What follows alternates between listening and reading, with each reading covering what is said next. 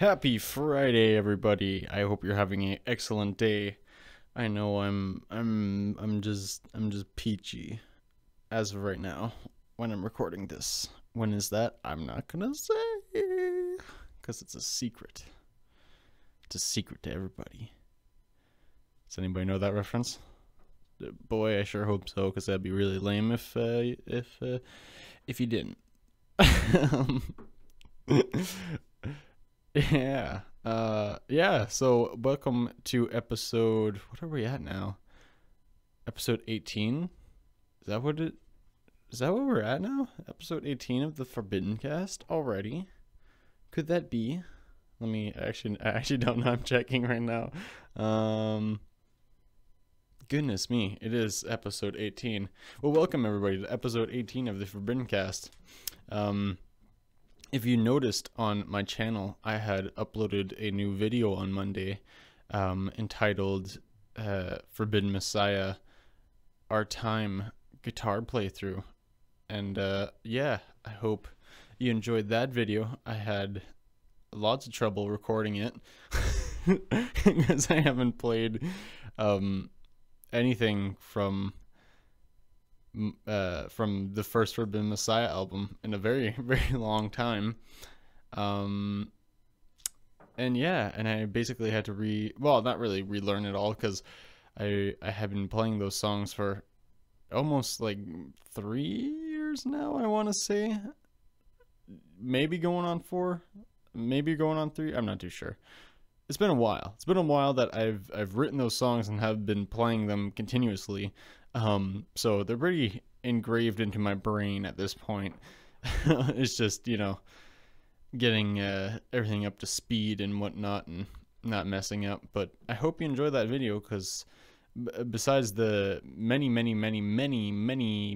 retakes that I had to do for it, it was fun. I like making videos. I like making guitar playthrough videos, and I just like making videos in general. Now I wish I always had the proper amount of time to make videos and not be rushed last minute to be like, shit, I gotta get this video out, like I nearly always do. But yeah, that is that, because it's the only way. It's the only way I ever get things done, is say I'm gonna do something and then last minute realize, oh shit, I didn't do that yet, and then just throw it all together half-assed and be like, done. Luckily I'm not that way with music, but with videos I typically am, which I'm sure you can probably tell. I mean, I still do put a lot of work in whenever I do videos, but yeah, I feel like I could do much better. I mean, I still have a lot to learn when it comes to editing and whatnot, but I'm getting there. I like to be self-taught. I find it interesting that, but I mean, at the same time too, like I go on YouTube and search things up on like how to do this and how to do that, and read some things occasionally. But yeah. So anyway, today, what is today's episode about? Today's episode, I think, should be about drums, just because I am practicing. I know you're probably sick of hearing it, and I'm probably going to keep talking about it no matter what. So I'm sorry if you're sick of hearing it, but I'm going to talk about it regardless. Yeah, the second Celestial Quest album, I'm practicing drums for those. And boy, do I ever miss playing an actual acoustic set with real cymbals and everything, because I mean, I don't hate electric kits.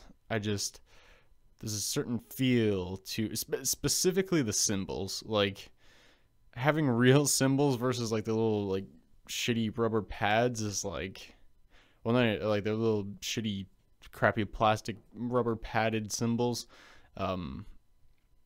Yeah, there's a massive difference. And even that too, like the different feel of like the snare hits and the sound and all of it. Just, yeah, I prefer electric kits over Did I just say I prefer electric kits over acoustic kits? I prefer acoustic kits over electric kits. Goodness. Yeah. For anybody who doesn't know, I do play drums, and on the first Celestial Quest album, I did play drums.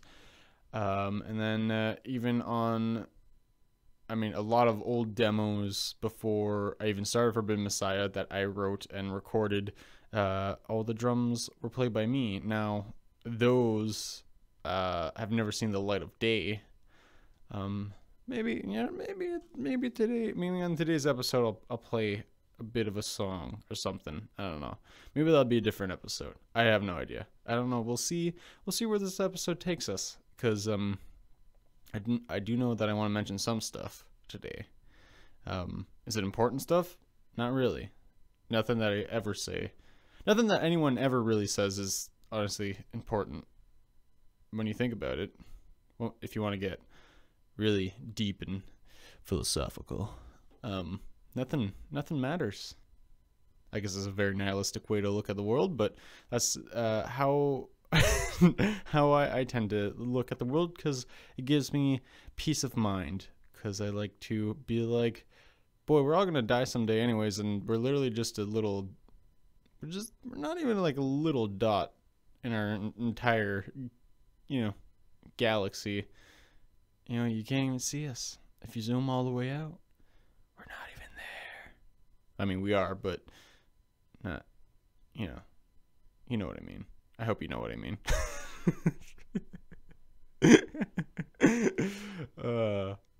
I don't know. I like to think about stuff too much, and it makes my brain hurt, but it makes me laugh at the same time, because it's like, boy, is this not gonna do anything? This isn't gonna cure any sicknesses. What were we talking about? Oh yeah, drums. That's what we're talking about. Yeah, here. Just that's a segue. Is it a segue?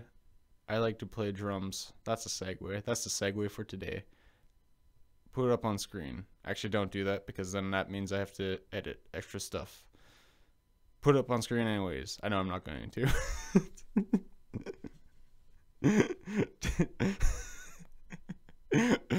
Apologies if I'm super giggly. I need another coffee in me before I got a little doctor's appointment to go to, but like a little checkup. I'll get to that a little bit later if I remember, which I hope I do. But yeah, drums. Okay, drums. So right now, as like, because you have all the different sorts of drum kits, right? You have electric drum kits, you have acoustic drum kits, and then you have all the different stuff. You have like bazillion piece kits, and then you have like bass drum snare, kind of snare, kind of kits. Personally, my dream drum kit, for me personally, the way that I would like to have a drum kit is obviously a bass drum. And I'm not going to go into super specifics because, for one, I don't know all the dimensions properly, or the radiuses and whatnot, of all the drum kits. But ideally, for me to be, to feel super comfortable on a kit, this is what I like, over experiences of playing drums. I like a nice, big and long bass drum, because I like to really kind of like, especially whenever it's mic'd up and you got a long bass drum and you got like that big punch, and it kind of like has like that natural kind of reverb. I enjoy that a lot. That's one of what I like hearing in a bass drum, and I like feeling in a bass drum. But so bass drum, obviously snare. I like a one rack tom, because having one rack tom, and by a rack tom I mean just like like the mounted tom, like on top of the bass drum, or you can have it separately. I kind of like having it separately because you can have it just a little bit, you can move it around a little bit easier compared to it being on like a piece of the bass drum, because then, you know, it's just kind of there. You know, you can't do too much with it.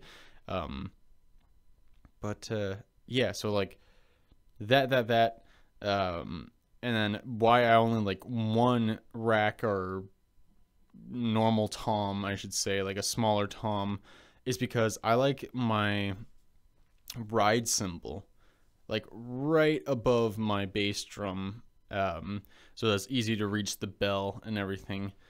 That's how I like to play drums anyways. I like rides a lot. I find they sound super pretty, and they're just fun to use. I find them really nice because you can get, especially whenever you're doing like kind of like a metal beat, like a I guess, yeah, you know what, here, just real quick, I'll program some drums in just so you know what I mean exactly. I'm going to use the Nolly. Oh no, is this still recording? I hope so. I'm going to be using the Nolly Get Good drums here, and I'll use the newest one. Well, actually, I have all three. I have all three of the One Kit Wonders. I have the Modern Fusion, the Aggressive Rock, and the Metal. I like them all a lot, but you know what? I do like the ride a lot on the metal one, so we'll use the metal one. So let's boot that up. Hopefully I don't destroy my this episode by doing this, but yeah, let's do this. Let's do that. You got ooh yeah, ouchies. That's loud. That's extremely loud. Where are we? Where am I? Oh geez. Am I gonna be able to do this? This is what I'm wondering. Can I? Okay. Here.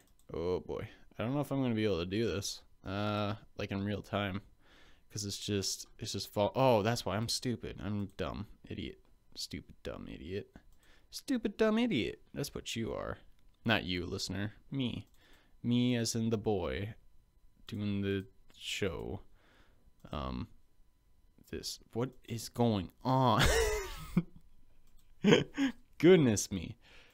That's so extremely loud. Okay, yeah, I gotta turn that down first. There we go. Okay. That shouldn't be ear piercing anymore. Stop it. Thank you. Sorry. Oh no, is that gonna mess up everything else? I honestly don't know. Okay, you know what? Never mind the drum kit thing.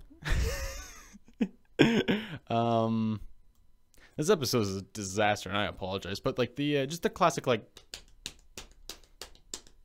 you know, you got the double kick going on over there. I hope you can hear that. I hope that picked up. I'm sure it did. I'm gonna get rid of the contact now. I'm sad. I'm sad about that. Remove track. Yes, please. I'm sad about all that happening. But that's fine. That's how we learn as people. That's how we learn. I don't know what I'm talking about anymore. Regardless, drum kits. That's what I was talking about. Bass drum, snare, one rack tom, and then for me personally, 2 different sized floor toms, one bigger than the other. And that for me, drum wise, not cymbal wise, but drum wise, that's how I like a drum kit. I like it because, you know, you still do have the fun, you know, extra little bit of the higher sounding tom, and then you got 2 big fa-dump-a-dump floor toms, and you got a nice punchy, jazzy kind of crisp, bright snare, and then a nice punchy bass drum. That's what I like. That's how I like my drum kits.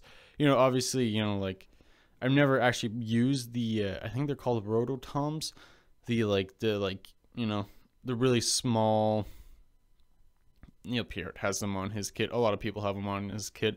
Actually, the drummer for Daniel, the drummer for Greta Van Fleet, his new kit has a pair of them, and you can see it in their new live videos they keep releasing of their live versions of these new album.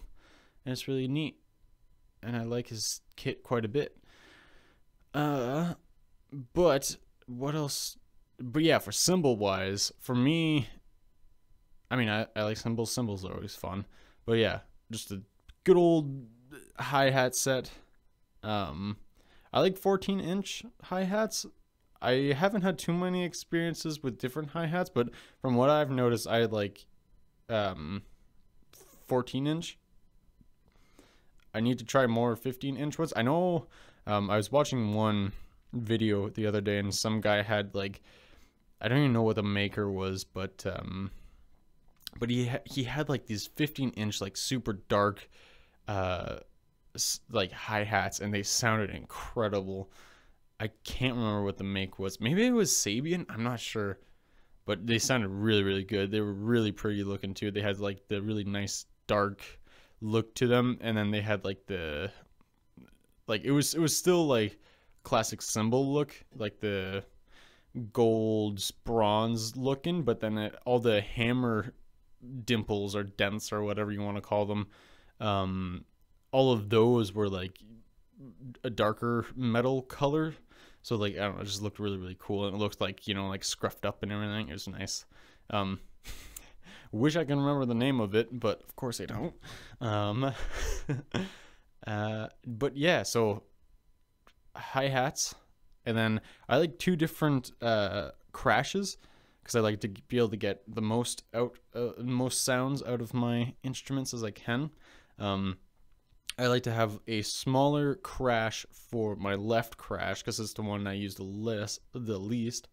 And then for my right hand crash, I like to have like a bigger crash where it's like almost like a crash ride.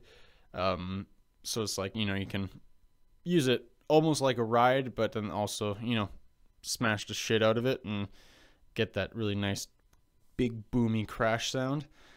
So for crashes, that's what I like. And then I like a super trashy, like almost stacked garbage sounding, super quick, like chinas. That's what I like. I don't like the really gongy like chinas that like just ring out for so long. I like the super quick, like just nasty trash sounding chinas. I don't know why I do, I just do. So that's cool. And then for rides, again, not too much experience with rides, but from what I've noticed that I like, sound wise anyways, I like nice big pretty chimey rides. Like you hit it, you can hear it, like it's almost like a glistening kind of sound to it. Hard to describe it, but that's how I like it. And then with a super big bell, a really nice bright chimey bell. Like I like using bells a lot, so it's like whenever you do that like metal like kind of beat, you can like switch off from the actual ride to the bell. I do that a lot in my drumming. Whenever I do that style of drumming, I like doing that a lot because it gets just like, you know, it just adds kind of like that extra layer of something. And I think it sounds really cool.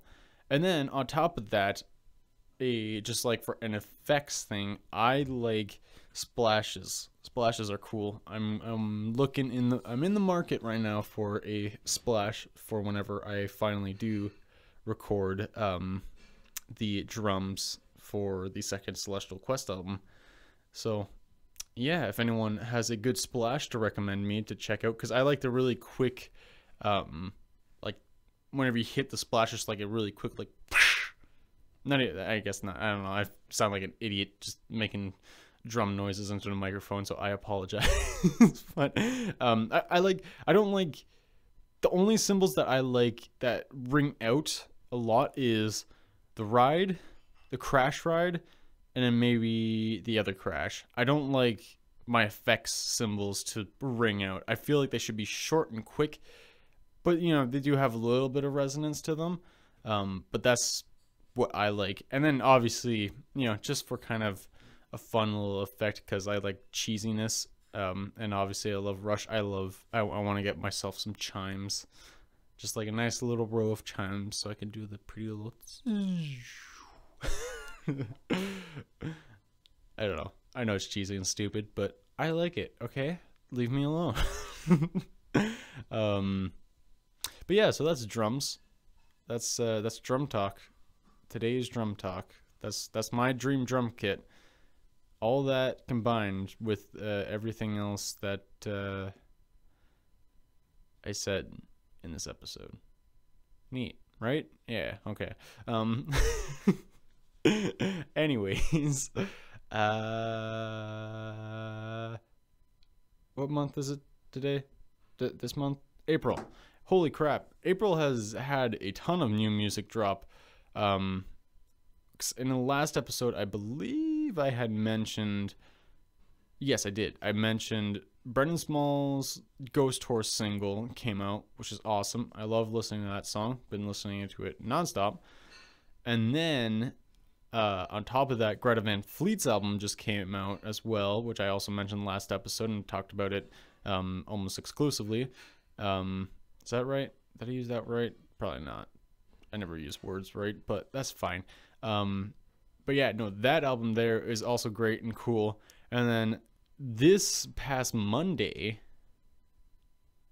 Ola Englund, everybody's favorite Swede, he has a wonderful YouTube channel where he does a lot of guitar and music related stuff, mainly in the metal genre. He released his new album, which is fantastic, and I love it to pieces as well. It's called STARZINGER.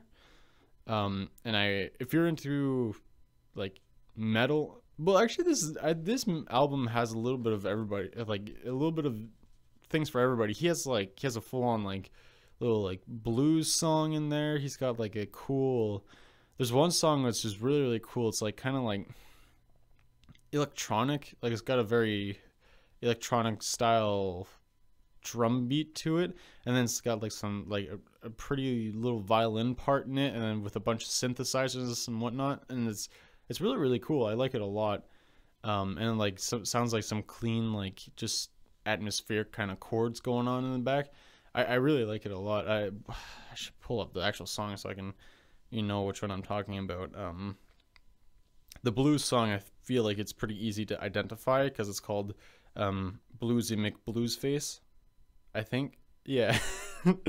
So not very hard. And yeah, even on that song there too, it's got like some harmonica on it and everything. So that's really cool. Space Invaders, that's the song that I was talking about that has like the electronic violin pretty guitar chord thing.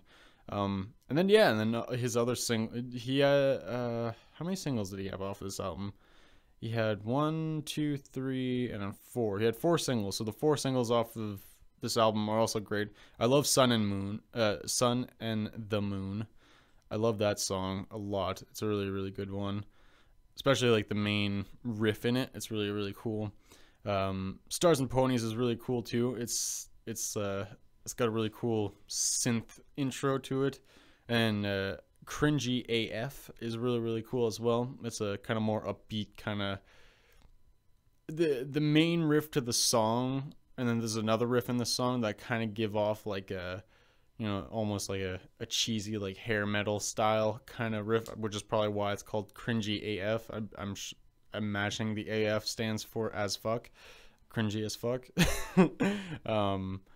But yeah, that's a really cool song. Space Invaders I like a lot. It's really nice and chill. They have a song, Ola's got a song called Demon, and then in parentheses, etized, so demonetized, which is, for anybody who doesn't know what that is whenever, I'm sure demonetized is used for other things as well, but like specifically for YouTubers, whenever you get demonetized, it means like, you have monetization. So like, companies, put ads in your videos, like through the video, and then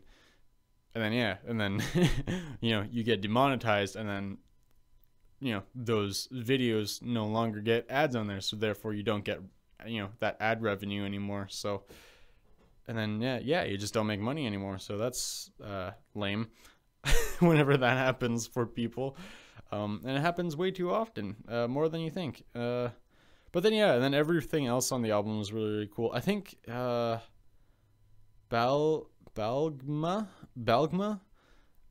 I mean, besides Sun and the Moon, I think Cringe as Fuck is really one that I really like as well. But Balgma, I think it's pronounced Balegmah.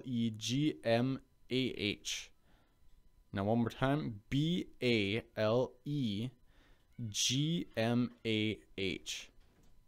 I think that one there is probably one of my favorite songs off of the album. It's really, really cool. But yeah, if you're interested in that, and there's really, really cool artwork. I forget who did the artwork, but it's really, really cool. It's like some blue space lady, metallic space lady, just floating in space with, you know, hanging out on some rocks. And there's like a little eyeball in the background with the Ola Englund logo. But yeah, check out STARZINGER if you're into that.